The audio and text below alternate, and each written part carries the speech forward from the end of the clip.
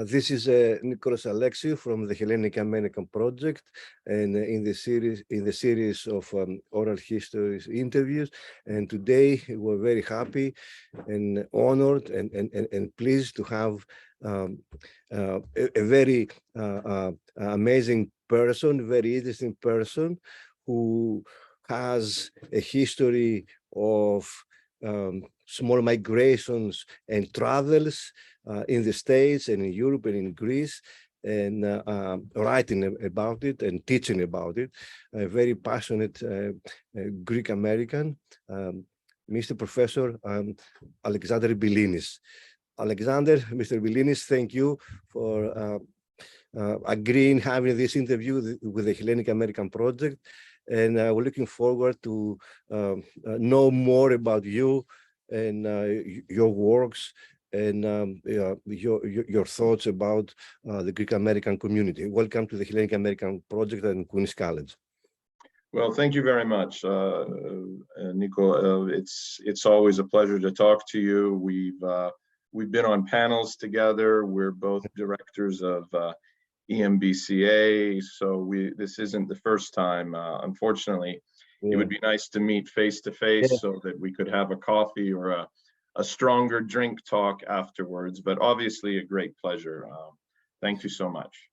So you were born here in the States. Who came first in the States?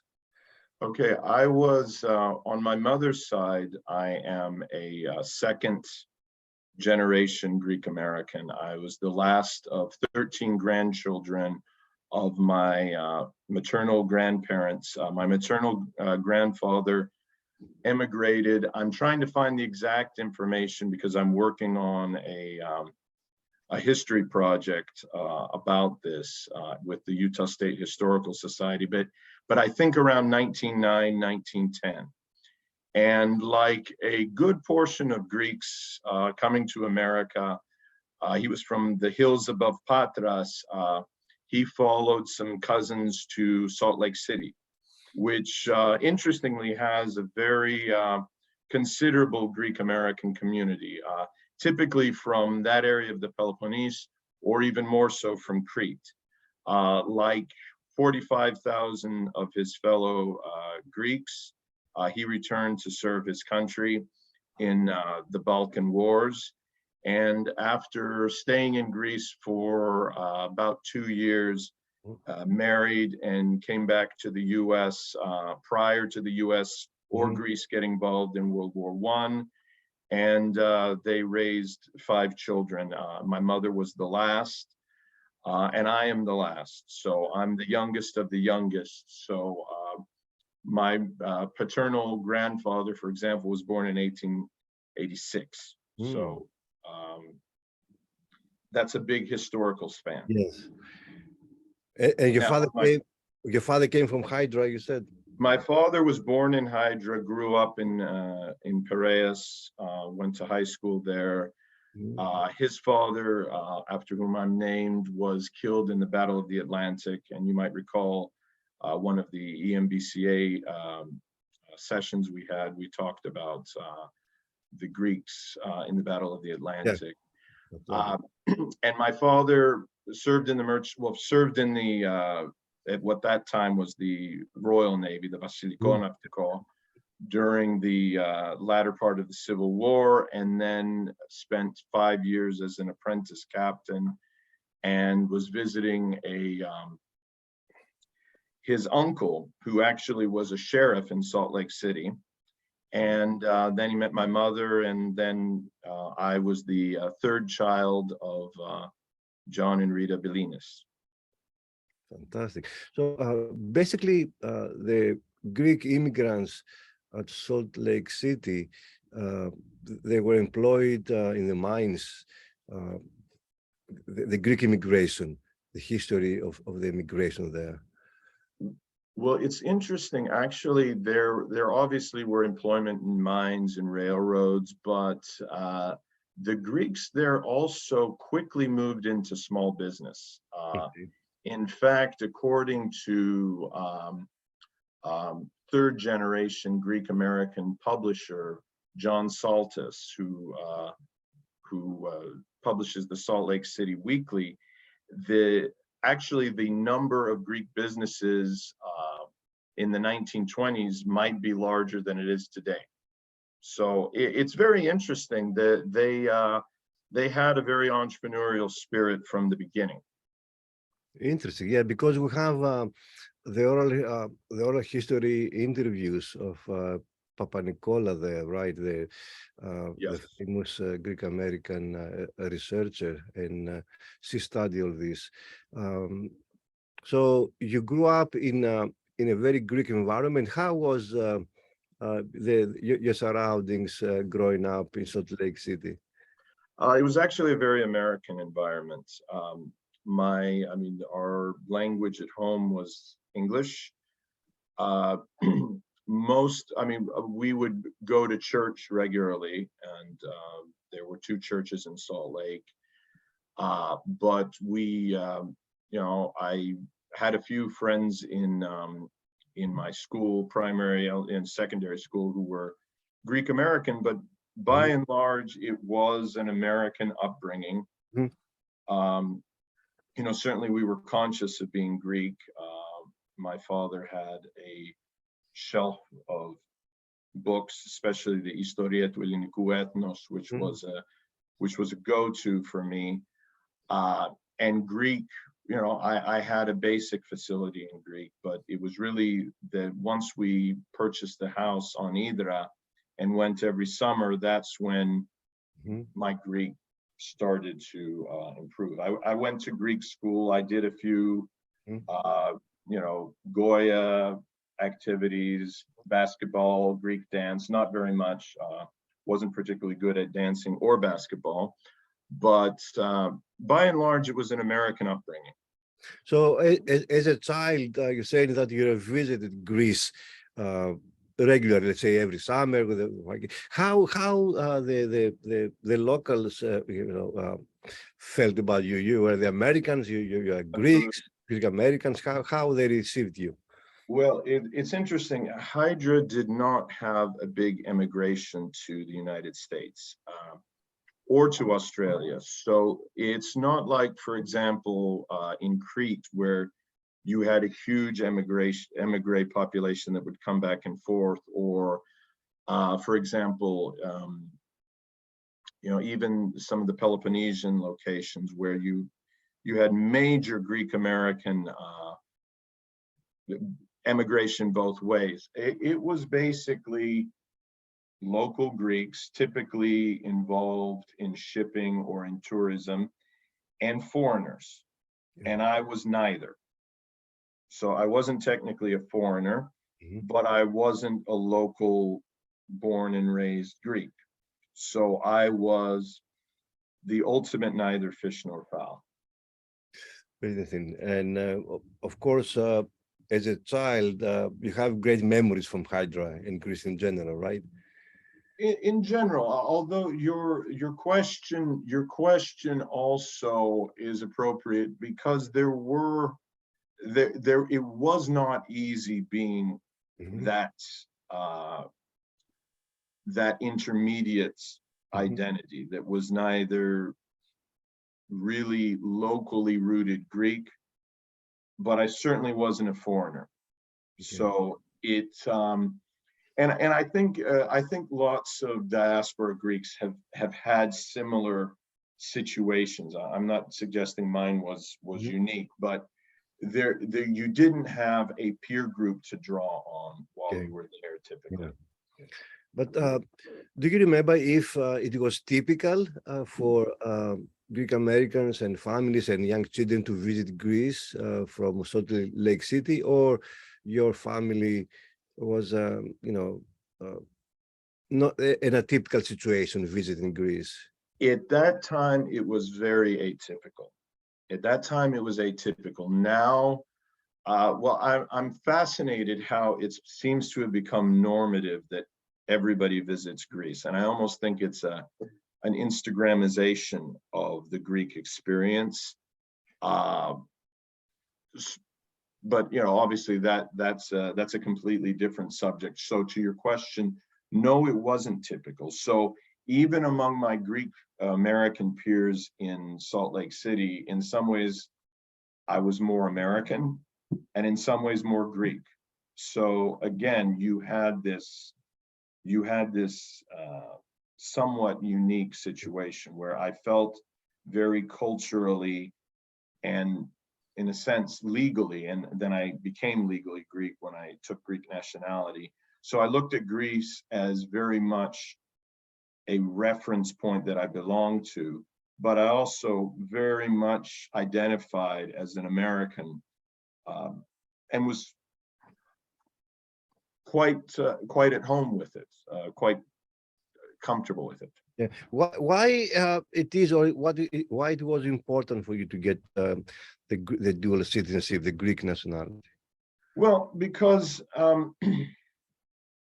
first of all, my studies were international business, international banking, so there was the sense that you had benefits there, but also because I felt that Greece is my country, just as the United States, and it is not just my heritage. There's something greater there. In other words, I felt that belonging and, legally belonging to the country was a sense of commitment that went beyond just the ethnic. And of course, it carried certain responsibilities. Okay. And I hear stories from various people who wish to do that, or they did that, and it was a very lengthy bureaucratic experience. It was the same with you. Yes, it was. And now I know there's a cottage industry of lawyers that have, they say, cracked the code, and that may very well be the case. In my case, it was a paternal cousin of my father's who did a lot of the navigation to get this going. I mean, in some ways, my father retained, as well as being an American, a very proud American, he retained Greek nationality. So I had all the information I needed. But yes, I mean, it was probably an 8-month process. And I generally hear it's the case now as well. And I think that going through that process, you ought to think things through. Another reason I just thought of why I became a Greek citizen is because I had already studied enough about the Greek diaspora, and I knew that the older diasporas, the ones in Central Europe that I've studied a great deal, or in the Black Sea area, France, Britain, Egypt, and of course in the United States, the commercial diaspora, that for some reason we just don't really talk about, which is another I suppose pet peeve of mine. It was very typical for Greeks abroad to retain Greek nationality. In other words, they were proud of being Greek. They were willing to die for Greece, but not really necessarily willing to live in Greece. And I felt like I was part of that, as we'd say in Greek, that synechia, that continuity. No, because I'm trying to see your experience with the Greek state. If the Greek state is somehow supportive of Greeks abroad, or because we hear all these, debates, promises, wishes, all this, and I want to get a sense if the Greek state or the bureaucratic apparatus of the Greek state is somehow more or a little bit not lenient but friendly, or to speed up some situations with Greeks abroad.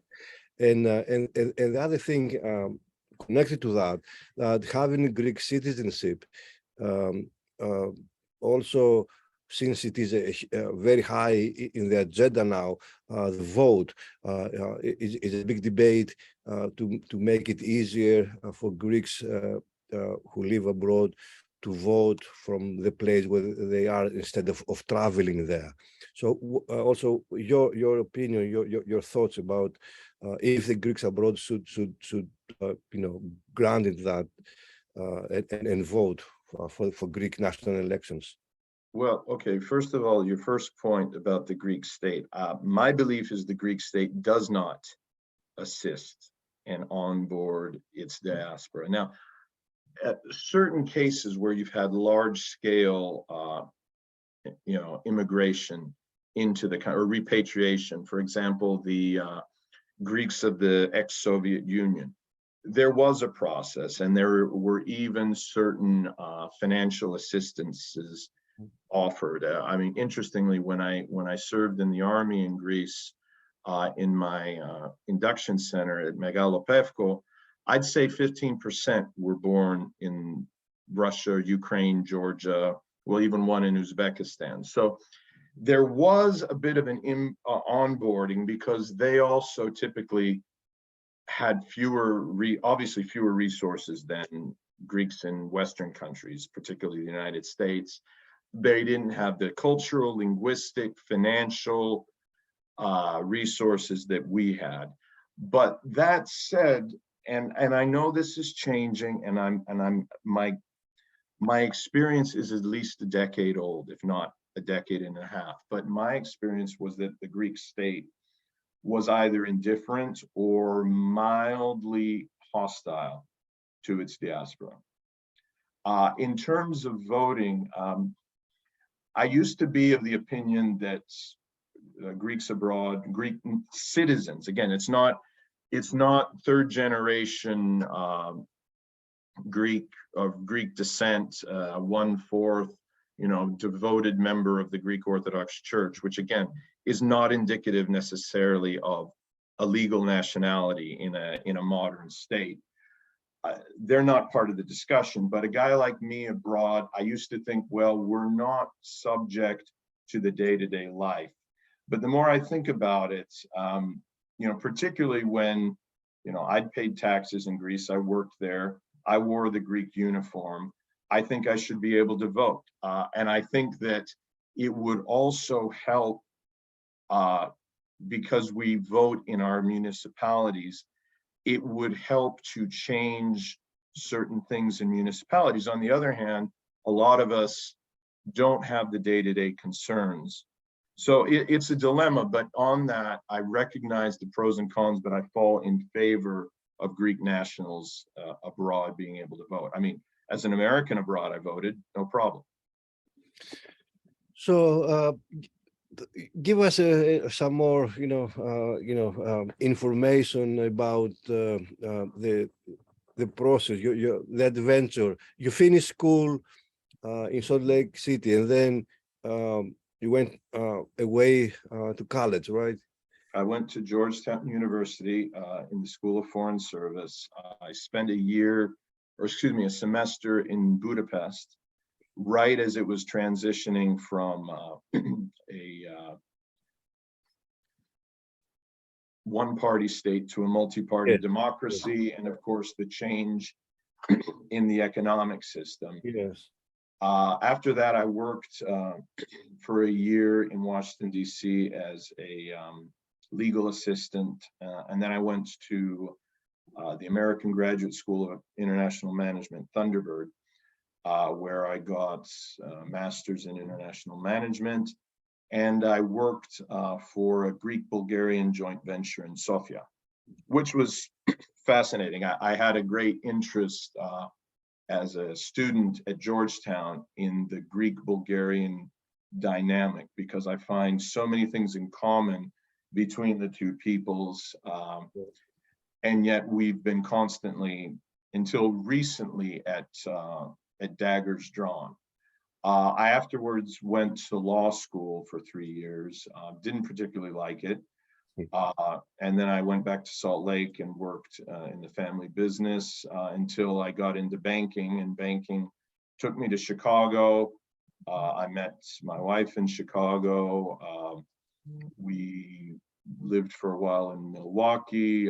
We came back to Chicago. We moved to Greece, where I worked for ABN AMRO Bank in Greece. I also had to do a short stint in the Greek army.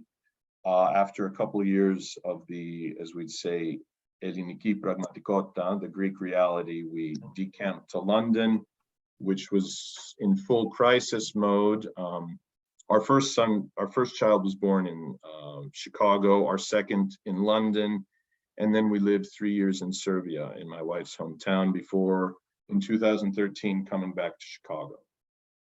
So. And now you are involved where? Well, now for 4 years we lived in Chicago, and I mostly did legal work, mostly freelance legal work, and some real estate work. And then we decided to, both for tax and lifestyle and weather reasons, like so many Chicagoans, we moved south. And we moved to Clemson, where after a year working here, a lot of it also doing freelance legal work, I started a master's program in history, but I also was teaching part-time. I'm now, I just defended my thesis last week, so that is done. But for the past 2 years, I've been working full-time at Clemson's Honors College and in the political science department. So what I teach really has nothing to do with history, but I do draw on experiences in history, experiences abroad. My classes tend to be generalist classes looking at culture and technology, and being able to draw on the experience of living in so many places. If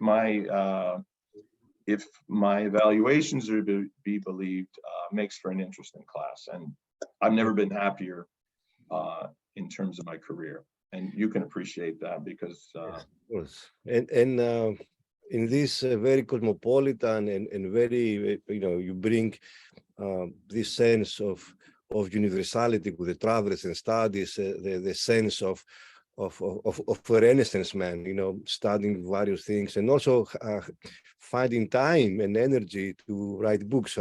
Behind me, I have 2 of your books. I know you have more, but those are the 2 that I have.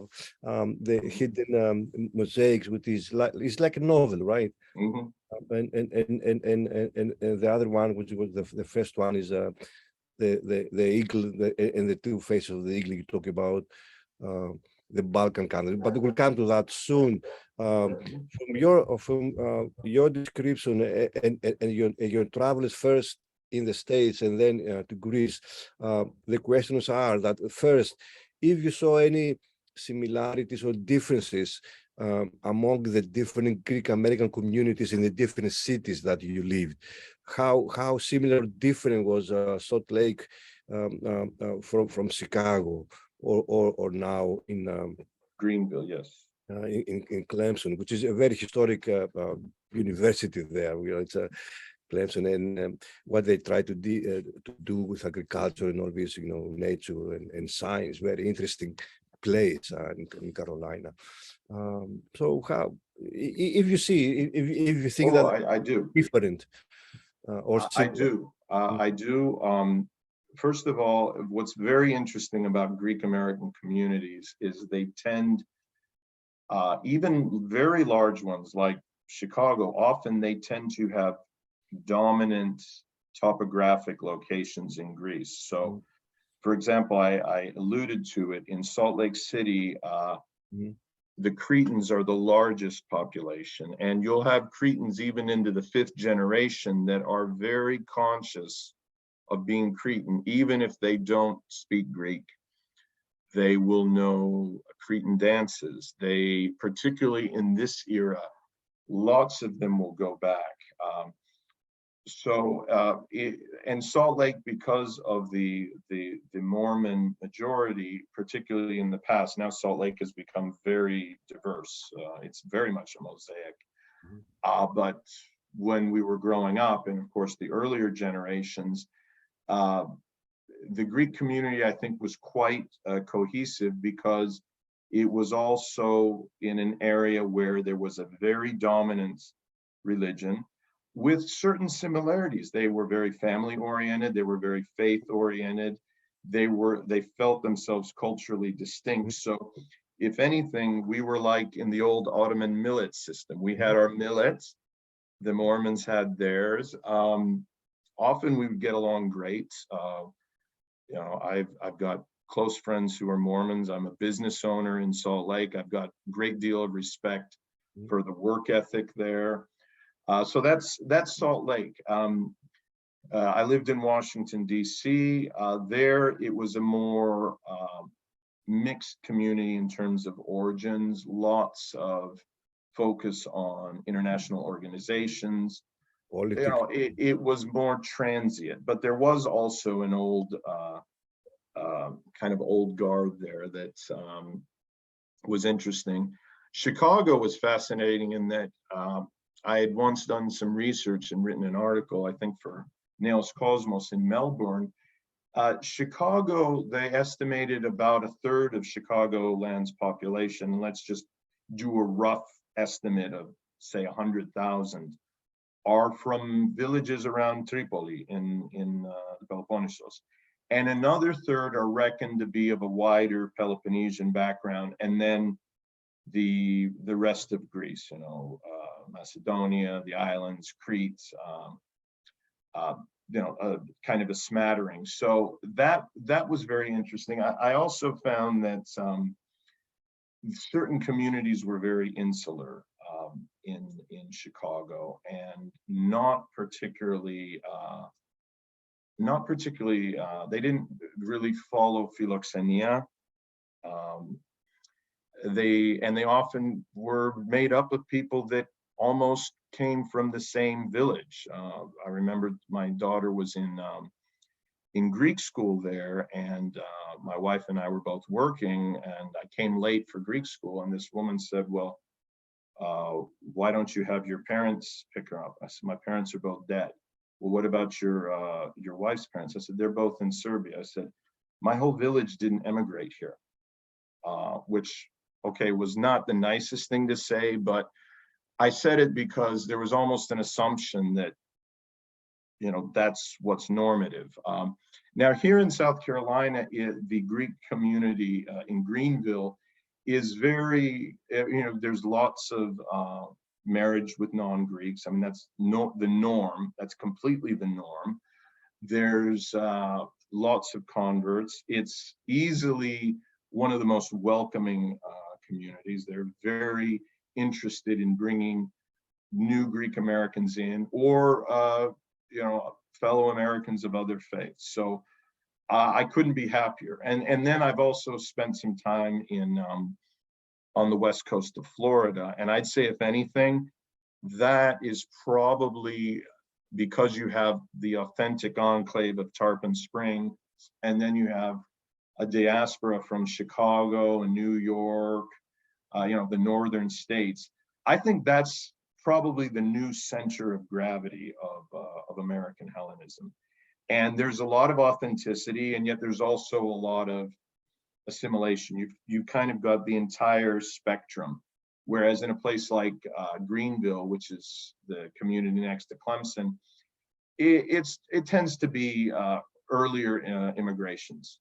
But there's a few of us who you can hear by their accents, and because of my accent, they call me a real Greek because it sounds like I'm from Greece. So hopefully that gives you a little bit of my perspective on it. And overall, you see that will be a continuity to the Greek American community in the next generations, because according to the latest census, as well as the previous one 10 years ago, for the first time, the American-born generation is numerically more than the Greek-born.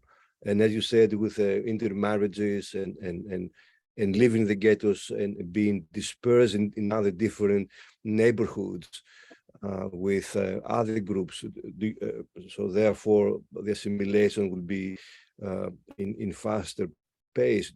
How do you see the future of the Greek community? Well, I think there will be assimilation. I mean, I certainly look at my own children. I mean, primarily identify as Americans rather than Greeks or Greek Serbian. You know, and again, at least there you have a common, I'd say, Byzantine cultural milieu as well as Orthodoxy. So I think that's inevitable. I don't think that the Greek Orthodox Church really knows how to handle this. I also think that the church is not the only vessel for Hellenism. And I also, because I've lived in Greece, and while I may be religious myself, I tend to take both a very European view of religion, that it's something that is private. I remember in Greece, I never talked about religion. In South Carolina, you talk about it all the time. So I take a Jeffersonian view, you know, ask not of my religion, it's known to God and me alone. And I have lots of friends who are Greeks who are very secular. And they often tend to be some of the most knowledgeable culturally about Greece. And I think that solely focusing on the church is problematic, though I personally am religious, if that gives you an idea. The other thing, and the reason why I'm really emphasizing the study of the old commercial diaspora, is they were asymmetric, they were small numbers, they were culturally engaged, but they also had a constant outflow to assimilation. So if anything, the lessons we can learn from the Trieste community, Vienna, Manchester, you know, you name it, even New Orleans, you know, the oldest church community, which seems to have been forgotten by its very archdiocese. I think those give us an idea of what is going to be the future, and you know, understanding the future. And let's face it, the homeland now is becoming a much more diverse place. You know, the most famous Greek in the world is a 6'5" first generation Greek from Nigeria. So we need to be conscious that this is happening, but I think Hellenism, both as Hellenism and Romagnocini, has an opportunity. But I don't believe that opportunity is being leveraged by Greek America. I think that, you know, there's a few of us crying in the wilderness, you know, our colleagues in EMCA, some of the folks at Aragon, and then lots of great individual Greek Americans who may not be as involved in the discussion as you and I think that those people need to speak up more, because I don't think the current organizations speak for us, if you know what I'm saying. And also, since you're a scholar, among other things, the dominant or the prevailing approaches or theories within the Greek American literature and studies, it is that in order to remain Greek, you have to be a Greek Orthodox. So it is through religion now. Either it was Charles Moskos in his writings, or Scurby, Alice Scurby in her writings, right? So this is the dominant narrative, and it's very interesting that you bring you know, a different narrative that is not exactly like this. It can be many other parameters or variables that can somehow form or play a role in ethnic identity. What I think is that, and I don't know what is your position on that Greek Americans, they don't have a chance going to school to learn about Greek American history or literature. Do you feel that this is a time to start talking about? I think it is. I think also that we're focusing too much on numerics and numerical uptick rather than we're focusing on quantitative rather than qualitative. Mm-hmm. And I think also we have an interest as a community only to talk about good stories, success stories, and success stories tend to be financial and not necessarily wider community successes. And also both, and I think this is also true of Greeks in Greece and Greeks here, there is a decided lack of self-criticism, which I find, frankly, problematic, because then you only, you almost, I think of Greek America almost as an echo chamber, where the stories are success, family, you know, rags to riches. Now we're a success. We want to minimize, you know, family dysfunctions. We want to minimize, you know, for example, the labor movement that Greeks, like other European immigrants of the time, played a prominent part. I mean, if you look at other ethnicities, you know, Italians, Irish, certainly our Jewish fellow citizens, they're able to talk about in a much more holistic way about their American experience. Now, these are larger communities than ours, but we should have the articulateness and sophistication to do this. And I really detect there is an unwillingness to open an autocritical set of fora in Greek America, if that makes sense. Well, if you keep pushing as you do, there is a hope. So the other part is that how difficult or easy was the decision to go to Greece and Europe for work and other things you did? It was very difficult. It was because I didn't know what Europe meant. My wife did, and she was less enthusiastic because she had a cultural frame of reference that she knew what repatriation meant. And then, by the way, of course, we repatriated into Serbia too, and saw some similarities. It basically was, I used to say it was the dream that never came true, but I had an opportunity to head a division in ABN AMRO, and I took it. It also required me to go for a couple months of military service, which I felt, well, this is what the law requires. And, you know, I was raised by a veteran. You know, all of my male line were veterans, so why not? You know, that's your duty. And I think one of the best things was to be under arms. Veterans in the American Army? No, in the Greek.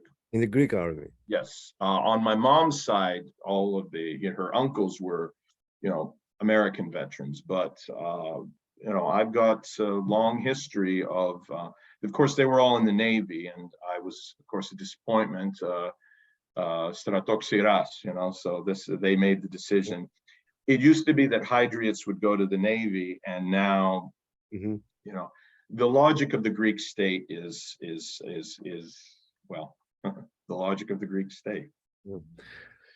So working in the Balkans is a very, you know, interesting case, a very complex situation, or very misunderstood also. There is a lot of, let's say, paranoia how other Europeans see the Balkans, right? Is also an expression.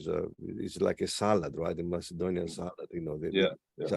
So is this a reality, or it is technically a propaganda to create situation for the Balkans? Well, I think, first of all, I think that Greece struggles with its Balkan identity, which to me, I think we're kind of the culmination of the Balkans. I mean, a lot of the cultural reasons there exist to Balkans is because of Byzantine Orthodoxy. Yeah, and also one of the forerunners of the Greek War of Independence, Rigas Phareos, his vision was the Balkan democracy, right? The yes. unification of Balkan. Well, and I think too that if anything, ironically, the Turks, before they knew they needed to start dividing the Balkan peoples, fostered it by putting us all under the same millet. So basically, you did not have, you had constant marriage across ethno-linguistic lines. You had people who were multilingual and illiterate that were mixing their languages together. Because I speak Serbian and Bulgarian, less than Serbian, and Greek, even though the languages are different branches of the Indo-European. Bulgarian and Serbian are Slavic, South Slavic. Greek is, of course, its own. The grammars are identical. The mental constructs are identical, and you can basically plug and play words back and forth. So I learned Serbian very quickly because grammatically and in terms of its mental constructs, it was very similar to Greek, in spite of being very different linguistically. And then, of course, you had all the Turkish words. You had tons of loan words both ways. I mean, we forget the degree of intermixture between the various Balkan states. And I think one thing that Yugoslavia was very good at is, before it was destroyed, was celebrating some of the diversity, in spite of, some of the heavier hands, in parts of the Yugoslav story. So I think the Balkans, the other thing that the Balkans suffer from is we're all viewed as second-class Europeans. And we're also under threat from the East directly. And I think that the Balkan card as a unifier, as opposed to a divider, has never been exercised by anyone, by any Balkan state. And given Greece's cultural role, and also the role, for example, of Greece's diaspora business class, I think this was a singular failure. I hope that answers your question. Yes, because to me and many other people, I believe that Greece for a long time was the only Balkan country that was also a member of the European Union, and also a member of NATO. And many people thought that that should be a situation to be exploited in a good sense, to be the leader in financially, culturally, and unify the Balkans and help the rest. But instead, we're isolated from the other Balkan countries, or the nationalistic ideologies, etc. A big question, that created a lot of conflict and let's say opposing views to the extreme, was the agreement with what we call now North Macedonia, Skopje. So what is your take on that? Because this is a very crucial question still for a great deal within the Greek American community, and also in Greece, of course. Okay, it's interesting. I wrote for New York's Neo magazine an article in support, which I got a lot of flack for from Greek Americans.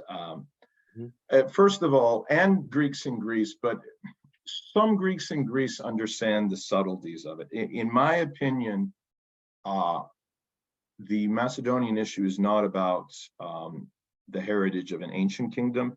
It's about how to divide up the Rum millets, the Orthodox peoples of the Balkans, particularly of that area, because that's where Hellenism and Slavdom mix. It's very much a fruit salad, and turn of the 20th century, you would often have multilingual people whose nationality was basically, well, I'm a Romios, I'm a Rum. And their nationality might be determined if they go to a Serbian school or a Bulgarian school or a Greek school or even a Romanian school if they were blacks. So it's not about, in my opinion, about the legacy of Alexander the Great. I think that that has been a costly narrative because we focused on that, because we have this obsession over the heritage of the ancients in Greece, and suddenly you had another claimant.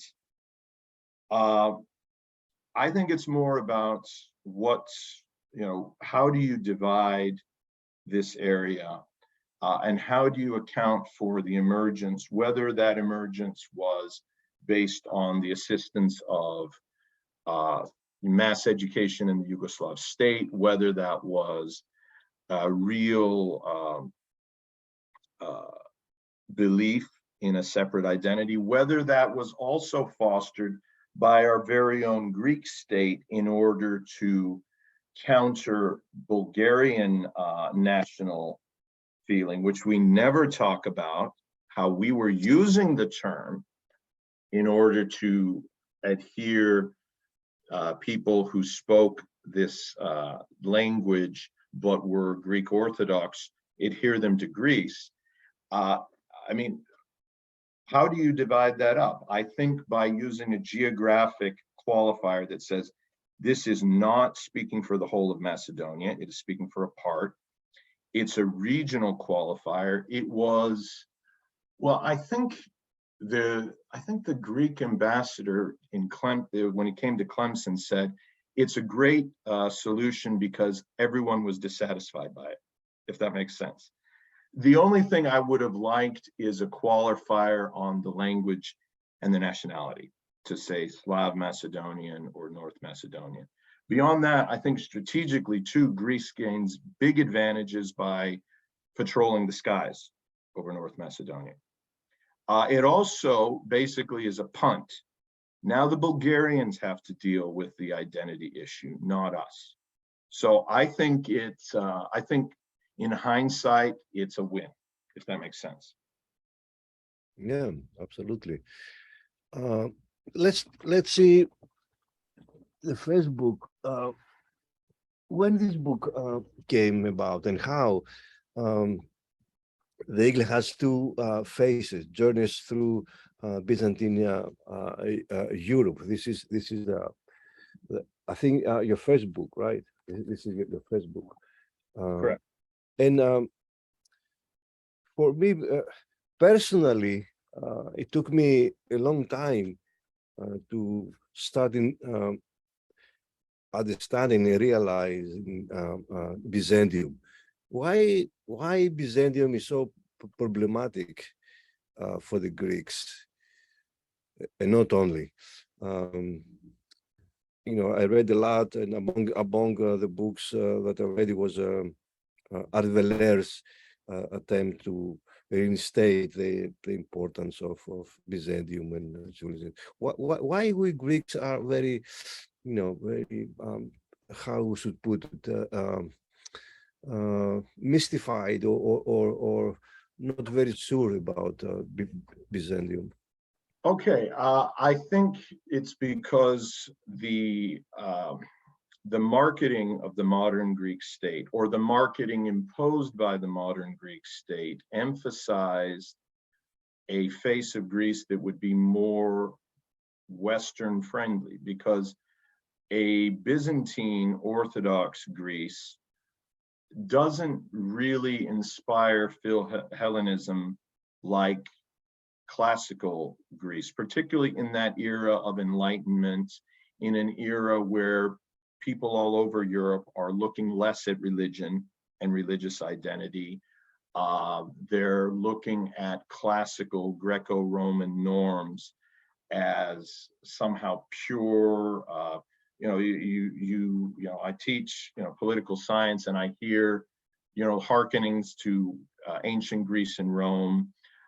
It was a better it was a much more effective marketing of a new poor state to be descendants of the ancients than of a civilization that Western Europe did not like. Western Europe actively fought against. There was a vague sense that this would be controlled by Russia, which, again, I've always felt that pro-Russian sentiment in Greece, which does exist, I think it's been damaged a great deal by the current events. But I think pro-Russian sentiment is an overstatement, because I think the Greeks and Serbs, by the way, are very autochthonous. Yes, Russia's the big brother and maybe the mother and everything, but these states are very secure in their Byzantine identity, probably more so the Serbs, because that serves as the font of their civilization. Greeks have to debate what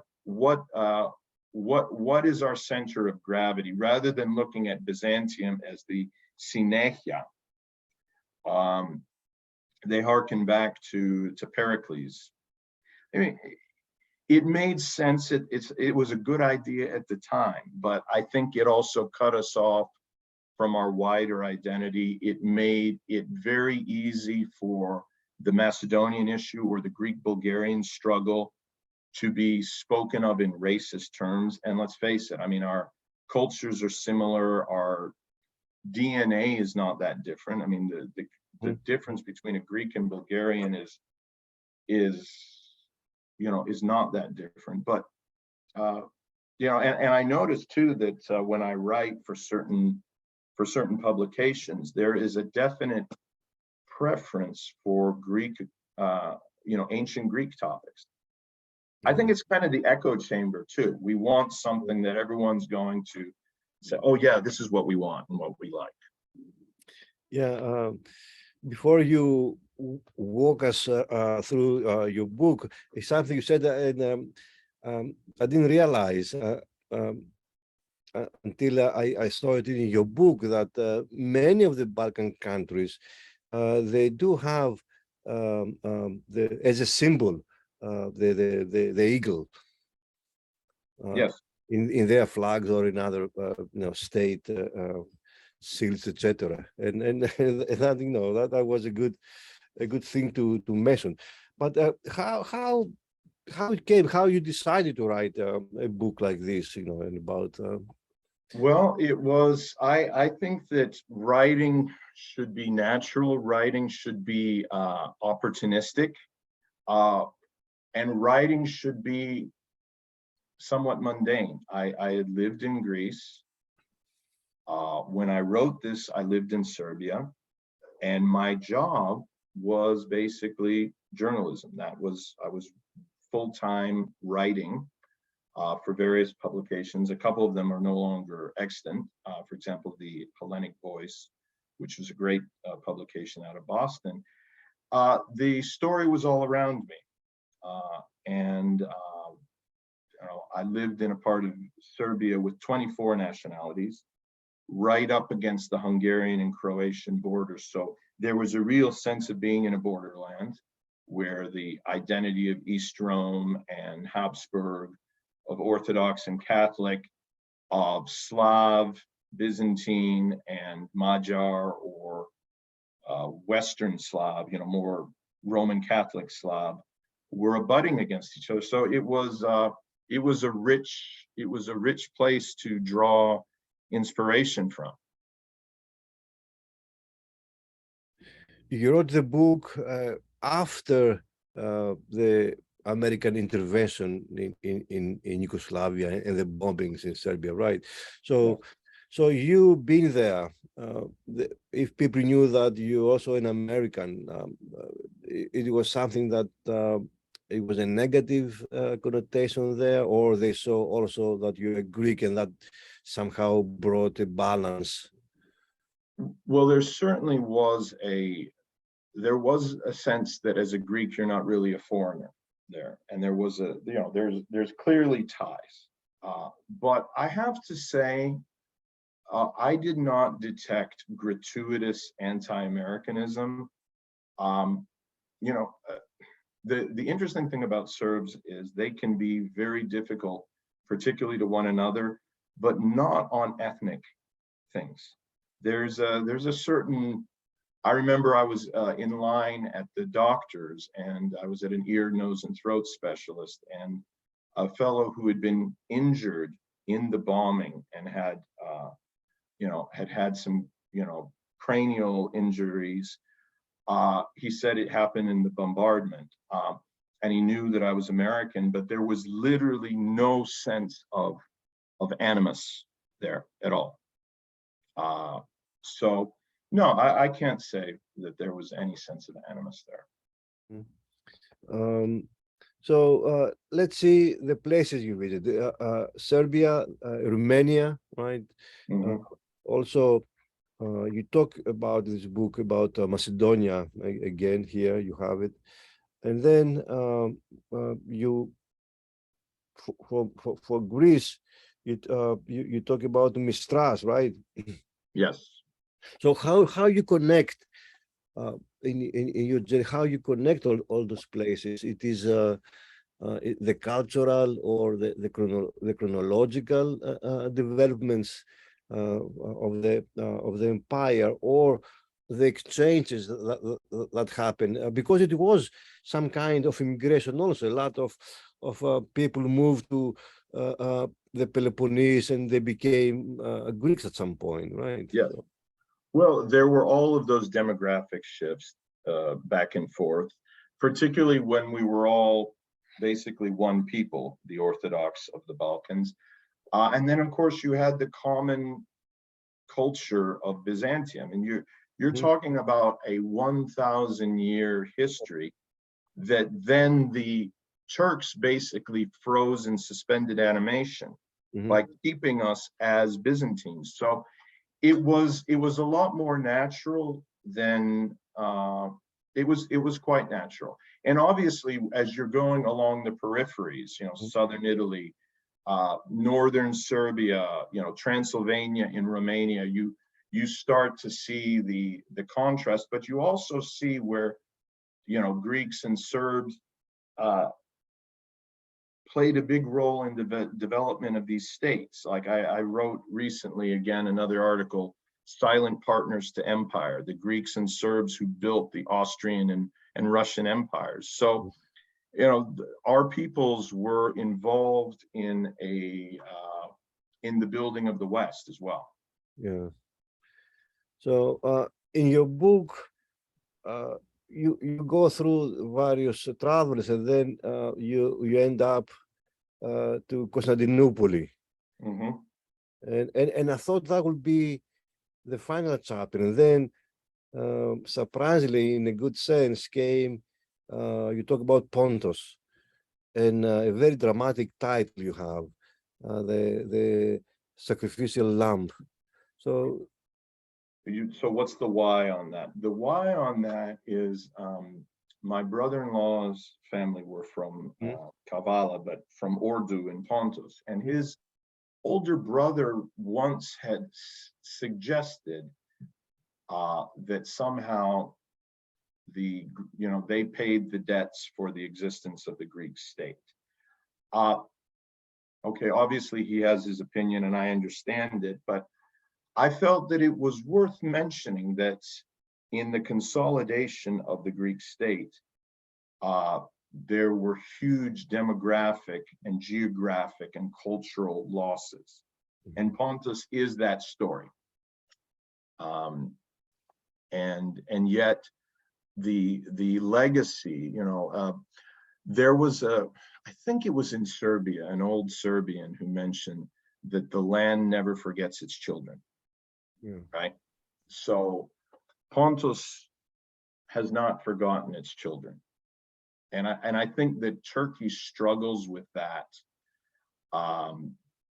greatly, because DNA comes out too many, that I think of when President Obama said something about, you didn't build that, and people, basically took him to task, suggesting that, I'm not self-made. Well, look, the problem is Erdogan knows that Hagia Sophia, which he turned back into a mosque, Yeah. they didn't build that. Okay, so, but what was built was a cultural space that exists, that remains, and that's what I talked about. And I think it's unfortunate that Greeks don't realize just how living this heritage is. If that makes sense. What is the timeline for this book? How long it took you to write this book? You were writing as you were traveling, you keeping notes, and you go somewhere else later and write the book. All of the above. How the process? Yeah. Basically, most of the time, my companion was my daughter, who still is my favorite companion. She was just a baby at the time, and sometimes it'd be a cafe in Serbia, and of course Serbs love their cafes, just like Greeks do. So she'd be in the stroller, or as she got older, she'd be sitting up. It would be trips to Greece, trips to Hungary, trips to Austria, trips to Italy, and just put it together. I mean, as I look back on the writing, it's definitely a cruder version of the writing I do now, but it's a very important time capsule for me. And I think that I think people can pull almost anthology-like value from it.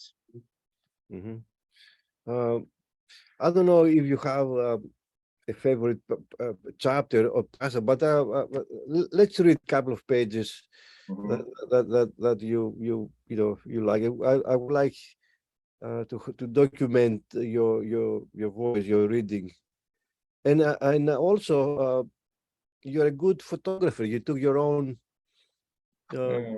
pictures to the book. Yeah. Sometimes, yes. Yes. Sometimes. What do you want to write about? I also have to be conscious of my time. Yes, we still have time until 1. I know you have a meeting. Yes, my meeting changed to 12:45. So if we're able to let's do read, like by 12:30, it would be good. Absolutely. We would like to keep you more, but yeah. Well, and I love this. This is maybe this hit the spot. Maybe in the future we'll have more time. But let's read whatever you like. All right.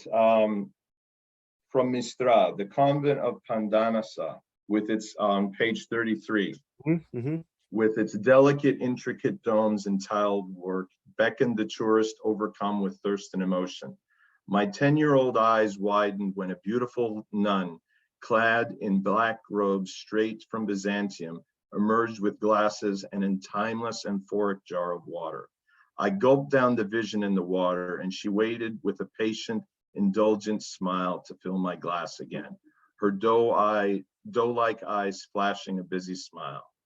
I've always searched for that composite smile, and I found it over 20 years ago outside a Serbian Orthodox monastery in the suburbs of Chicago, built in the late Byzantine style, a copy of the holy monastery of Gračanica in Kosovo. The visage belonged to my future wife. Wow. Because we discussed it, we mentioned into our discussion what you call Kalimera Nada, Good Day Greece, and the Helleniki Pragmatikotita. I like the way you ended up this part of your book, where you say the diaspora experience is a revolving door for us. Perhaps it is our only true identity. And I found it very fascinating, very poetic also, but also very philosophical and also very sociological. Well, I think for my wife in particular, even more so for me, my children don't have that problem. They have crossed the Atlantic with more permanence, even though they hold Greek and Serbian nationality. And they've inherited a pretty substantial sense of self. but we are destined to be those people, as are you, Nico. Okay. Yes, yes. Now, I felt that the two books are connected somehow, although it's a different genre. So this is, you travel, you write, historical. Your other book, although it's like a novel, it is somehow connected because you also involve different cultures, different places, but and also you talk about the Greek-Turkish relations, the role of America, etc. The hidden mosaics. This is your second book, right? So I found that there is some connection there, and of course the interpersonal relationships between a Greek and a Turk who realizes at some point that he has some kind of Greek background, right? Yeah. I mean, how the second book came, because as they say, to write the second book it's more difficult than write your first. I mean, Yes, that actually, I'm very passionate about the second book, more so. My wife and I were in Constantinople in 2007, and we were in the upper gallery looking at the mosaic of Jesus, where he looks like he's drawing breath. And of course, the plaster had been partially removed. And I said to my wife, you see, the truth comes out. Then in Chicago, 2014, 2015, in all honesty, not an easy time for us because we had just repatriated, financially not easy and other things. It was almost a source of solace to write this book. So it was literally done off the side of my kitchen table when I had time, when I wasn't rushing back and forth to my job, my temporary job as a lawyer, or getting the kids where they needed to be, and my wife the same, cooking. I would write this book, and I drew from nostalgias. Certainly the other book was an anthology that I drew from. So I talked about the various parts of the Byzantine story, but it's historical fiction, but it also draws on a truth that I have. My paternal great-great-grandfather was a neophyte into the Orthodox Church in the period after the Revolution. So I knew that was the case. I knew it also because my surname used to be Mehmetis, which son of Mehmet, and my grandfather took his mother's maiden name, the Venetian-derived BILLINIS, to be more Hellenic. So it was based loosely on that story, but I also wanted to to give due respect to the story of the exchange both ways, and the chance meeting that starts the book actually occurred to me. A fellow who resembled me, I was on a Greek tour with my best friend from Greece, and the fellow, a couple of years older than me, the same sort of aquiline nose, green eyes, much receding hairline, comes up to me and offers a few words of Greek, and he says, "Do you speak English?" I said, "Yes." He goes, my grandparents were Cretan Turks." He said, "We are brothers, and God is one, and Allah is one." And then he walked away, and I was practically in tears, and that's where the idea came. So you know how these things are. Sometimes, you could be having a coffee, you could be coming back from a long day. You could have been, you know, needing a break from reality, and the theme just started to flow.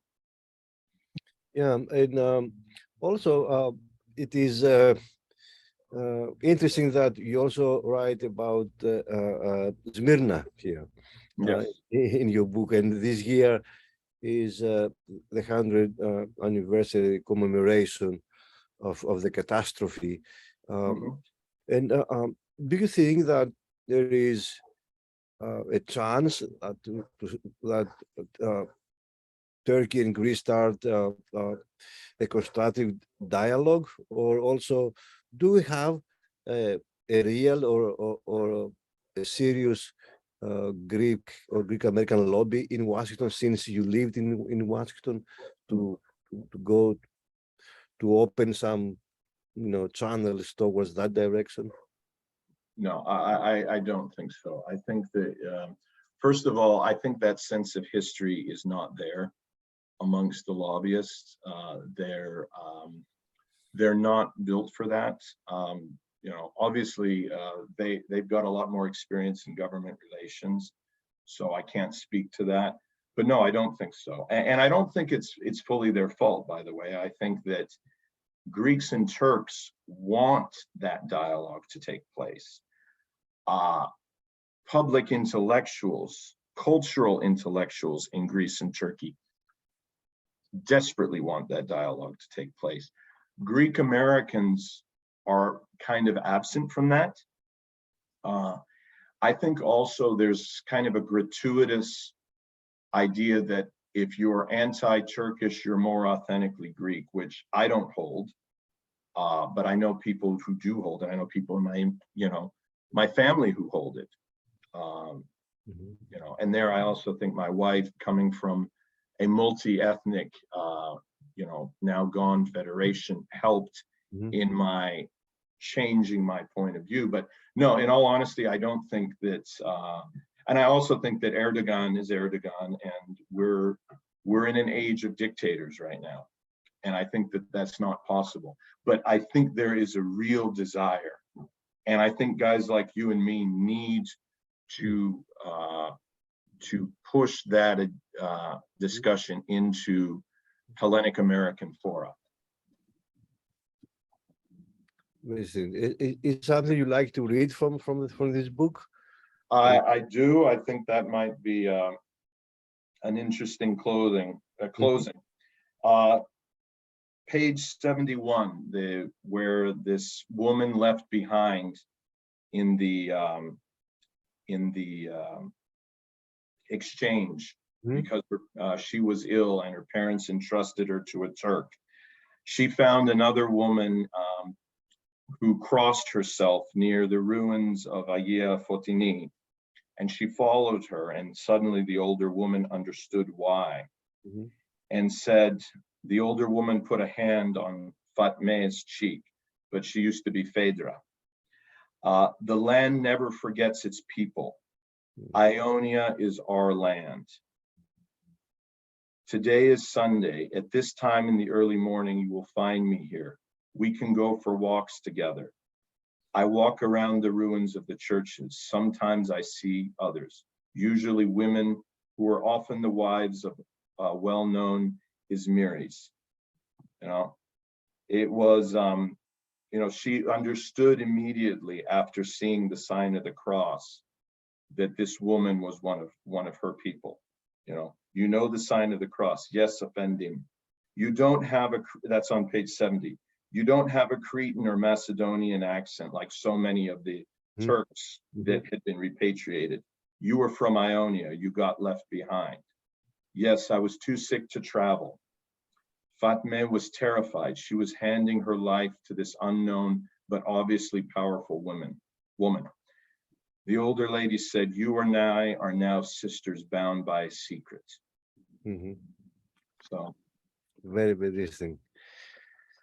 Alexandre, thank you very much. Well, thank you as well, Nico. And at any time, our causes are very much linked. I think yes, we'll have a chance to continue our dialogue and thank you for the contribution to the Greek American oral history series. And I think this is one of very interesting interview that people can find many different things about identity, diversity, being a Greek, an American, a Greek American, a Balkan, and an Orthodox, because you bring the unity of the Orthodox of the Byzantium. Thank you very much. Thank you, Nico. It was a pleasure, and I'm always here and look forward to seeing you down here or me being up there. I would love to visit South Carolina. Thank you. Thank you very much. Bye-bye now. Bye.